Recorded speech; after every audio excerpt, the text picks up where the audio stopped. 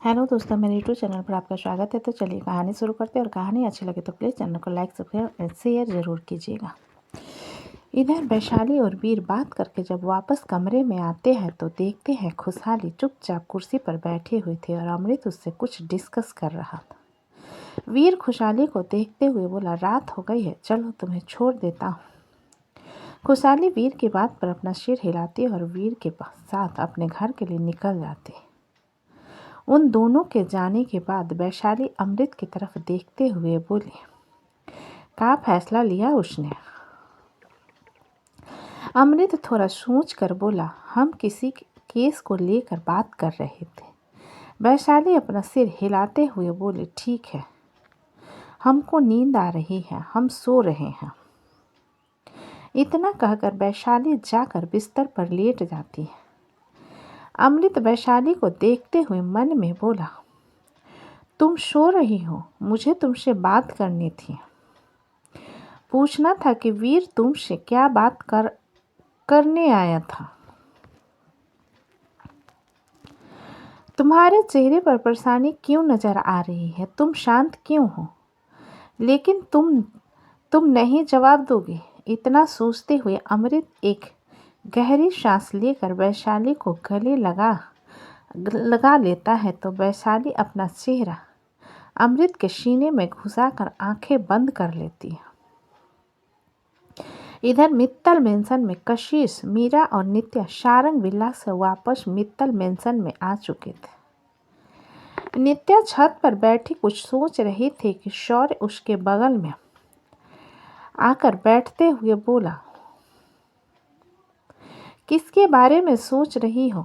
तुम्हारे बारे में तो नहीं सोच रही। नित्या ने शौर्य की आवाज पर उसे देखते हुए कहा। शौर्य दिल फेंक आशिक की तरह बोला, हमारी किस्मत इतनी अच्छी कहाँ जो हम आपके ख्यालों में आ सके। नित्या मुंह बनाते हुए बोली, अगर ये मजाक था तो बहुत घटिया मजाक था। शौर्य अपने हाथ में पकड़ा पेप्सी का कैन नित्या की तरफ बढ़ाते हुए बोला, ठंडा पीकर दिमाग ठंडा करो। नित्या शौर्य के हाथ से पेप्सी लेकर पीते हुए बोली, तुम मेरी इतनी फिक्र क्यों करते हो शौर्य? क्या मेरे मॉम डैड अब मेरे साथ नहीं हैं इसलिए? जिस पर शौर्य मुंह बनाते हुए बोला, मैं हमेशा से तुम्हारी फिक्र करता हूँ। And I don't care whether you have mom और डैड और नॉट। जब तक मैं हूं ना, तुम्हारी फिक्र करता रहूंगा। शौर्य की बात पर नित्या उसकी तरफ देख उसे कोहनी मारते हुए बोली, ऐसी बातें मत करो वरना जब मेरी शादी होगी ना, तब मेरा पति तुम्हें मेरा बॉयफ्रेंड समझने लगेगा और कहीं मंडप छोड़कर ना भाग जाए। कोई बात नहीं, तुम्हारे पति की जगह मैं तुमसे शादी कर लूँगा और ऐसे लड़के की कोई ज़रूरत ही नहीं है जिसे तुम्हारी वैल्यू ना हो। शौर्य ने पेप्सी का घूंट भरते हुए चांद की तरफ देखकर कहा, नित्या शौर्य की बात पर उसे देखने लगती है। शौर्य चांद की तरफ इशारा करते हुए कहता है, आज चांद कितना खूबसूरत लग रहा है ना, तो क्या जाकर चाटो उसे? नित्या ने मुंह बनाते हुए कहा। शौर्य नित्या की बात पर बोला, तुम्हें मैं चांद को चाटने के लिए नहीं कह रहा, लेकिन आज मौसम सच में बहुत अच्छा है। नित्या खड़ी होकर छत में लगे रेलिंग को पकड़कर डालते हुए बोली, मौसम हमेशा अच्छा होता है। दिल में शांति होनी चाहिए। अमावस की रात भी सुकून पहुंचाती है। शौर्य खड़ा होकर नित्या के बगल में जा खड़ा होते हुए बोला, तुम इतनी शांत क्यों हो? नित्या कुछ पल चुप रहने के बाद धीरे धीरे सिसकने लगती है कि जिस पर शौर्य उसे बाह से पकड़कर अपनी तरफ खींचकर सीने से लगा लेता है तो नित्या उसके शर्ट को अपनी मुट्ठियों में भरकर रोने लगती है। शौर्य आंखें बंद कर नित्या के बालों को सहलाते हुए बोला, जितना रोना है रो लो, फिर नहीं रोने दूंगा, क्योंकि तुम्हारे आंसू इतने वेस्ट नहीं हैं जो तुम उन लोगों के लिए बहाओ जिन्हें तुम्हारी कद्र न हो। नित्या शौर्य की बात का बिना कोई जवाब दिए बस रोने लगती है और काफी देर तक रोने के बाद उसका रोना सिसकियों में बदल जाता है। छत के दरवाजे के पास खड़े कशिश और मीरा उन दोनों को देख रहे थे। मीरा कशिश के हाथ को पकड़कर बोली, शौर्य उन्हें संभाल लेगा। कशिश मीरा की बात पर अपना सिर हिलाते हुए बोला, मैं बहुत जल्दी वाशिंगटन के विला को रेडी करवाता हूँ, हम वहीं चलेंगे, यहाँ नहीं आएंगे। मीरा कशिश की बात पर अपना सिर हिलाती है और दोनों कमरे की तरफ चले जाते हैं। नित्या सुबकते हुए शौर्य के सीने से लगी रहती है। शौर्य थोड़ा मजाक भरे लहजे में बोला, तुम कितना जोर से रोती हो और देखो तुम्हारे नाक भी बह रहे हैं। शौर्य की बात पर नित्या जल्दी जल्दी अपने नाक को उसके ही शर्ट में रब करने लगती है, जिस पर शौर्य मुंह बनाते हुए कहता है, तुम अपने कपड़े में क्यों नहीं साफ करती? तुमने बताया न कि मेरे नाक बह रही है, तो मैं तुम्हारे ही कपड़े में साफ करूंगी ना। नित्या ने अपना चेहरा ऊपर कर शौर्य को देखते हुए कहा। शौर्य भी अपना सिर नीचे करके नित्या को देखने लगता है। नित्या की आंखें रोने के कारण लाल हो गई थी और उसके नाक गाल भी लाल पड़ गए थे। नित्या शौर्य को देखते हुए पंजों के बल खड़ी होकर उसके होठों पर हल्का सा किस कर लेती है। इधर मित्तल मेंशन में शौर्य अभी भी नित्या को किस कर रहा था कि नित्या उसके कंधे पर हाथ रखती है, जिस पर शौर्य उससे दूर हो जाता है। शौर्य अपना रुमाल निकाल नित्या के होठों को साफ करते हुए बोला, सॉरी, जिस पर नित्या उसे अजीब नजरों से देखते हुए बोली, तुम मुझसे क्यों सॉरी कह रहे हो? मैंने तुम्हें पहले किस किया है।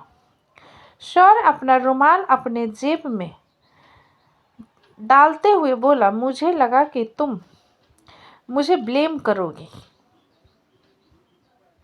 नित्या रेलिंग पर हाथ रखकर चांद को देखते हुए बोली, शौर्य, हम दोनों एक दूसरे को डेट कर सकते हैं क्या? शौर्य हैरान होते हुए नित्या को देखकर बोला, क्या? जिस पर नित्या उसे देखते हुए बोली, क्या हुआ? क्या तुम मुझे डेट नहीं करना चाहते? नहीं, शौर्य ने जल्दी से कहा, जिस पर नित्या अपनी आंखें छोटी करके बोली, क्या सच में मुझे किस करने के बाद तुम मुझे डेट नहीं करना चाहते? शौर्य अपनी गर्दन नहीं में हिलाते हुए बोला, नहीं, मेरा मतलब हाँ, मैं तुम्हें नहीं।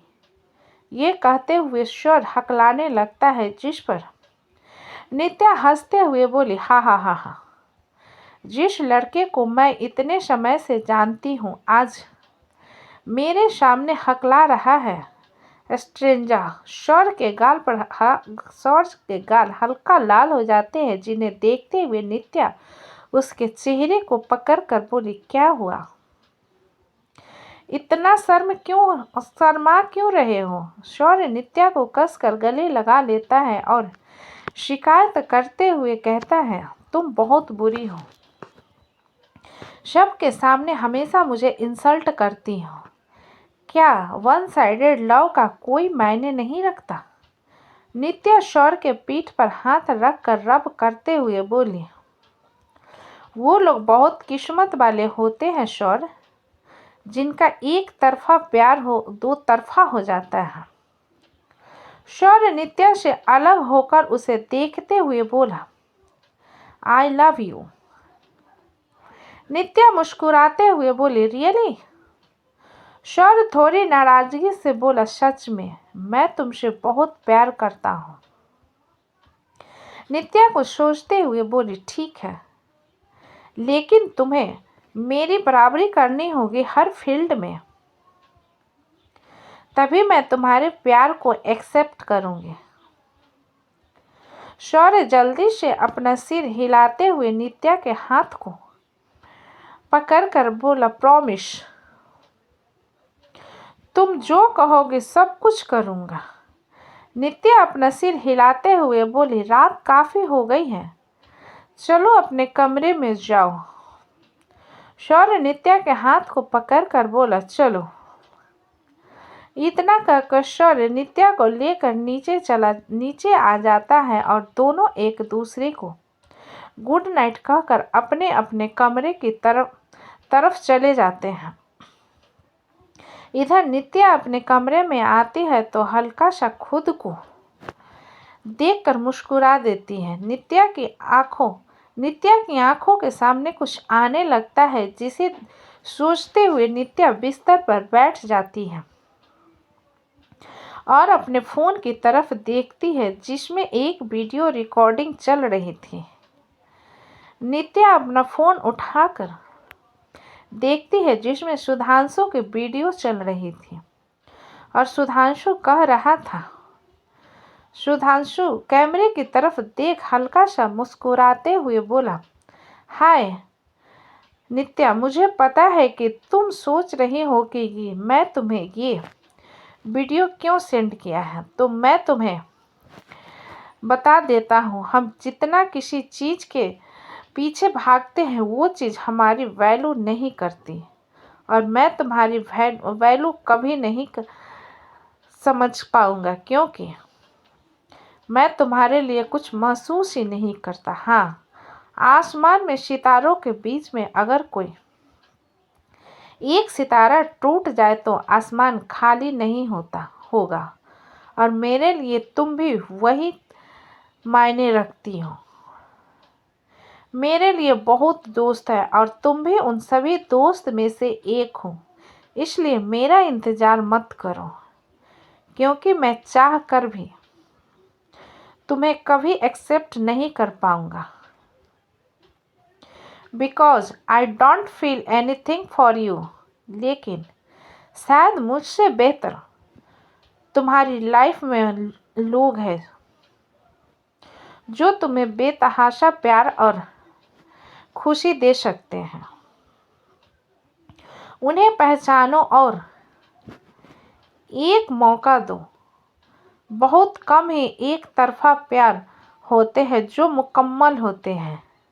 मैंने प्यार तो किया था, लेकिन उसे पूरा नहीं कर पाया, और मैं नहीं चाहता कि मेरे कारण तुम अकेली रह जाओ। इसलिए अपनी लाइफ में मूव ऑन करो। मैं चाहता हूँ कि जब मैं वापस आऊँ तब तुम मुझे किसी के साथ खुश नज़र आओ, और कुछ नहीं कहना चाहता। विल, ज़्यादा इमोशनल मत होना, मैं तो बस यूं ही बातें कर रहा था। Bye bye, see you soon. इतना कहते हुए वीडियो रिकॉर्डिंग एंड हो जाती है। उस रिकॉर्डिंग के सुनते ही नित्या नींद की आगोश में जा चुकी थी। तो दोस्तों, कहानी कैसी लगी मुझे कमेंट में लिखें। अच्छी लगी हो तो प्लीज़ चैनल को लाइक करें, सब्सक्राइब करें और ज़्यादा से ज़्यादा शेयर करें। कहानी को पूरा सुनने के लिए धन्यवाद।